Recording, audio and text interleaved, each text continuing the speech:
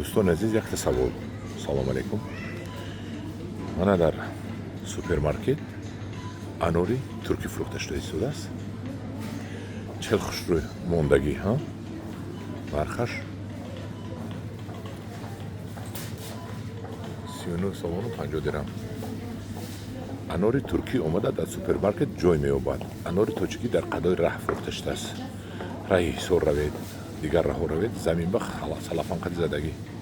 چیبا انوری ما اینقدر ابرو ندارد. من چشیدم این رو.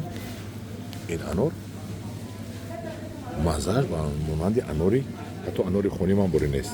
خیلی یک خوشرویو یکی ترش. انمی رو میخرم 40 سومونی 39 و 50 یعنی 40. انوری ما بیچاره به حرمت و به قدر شده موندگی. سببش چی باشد؟ سببش فکر میکنم در خودی فروشنده های ما هست. این خیلی افاقت نداریم ما. اینه بینید چه خوشروی کردگی. اینه بینید تنش و تیلویی زدگی. انا همینو نرخو بلند میبردارد. قدر قیمت انور رو بلند میکند. هرچند که در مزه با انوری ما نمیبراید. یک فکر و ملاحظه خودتون کنید. فقط فکر و ملاحظه درست کنید. دشنام و قررت و خیلی و خیلی نه. لگ دایمام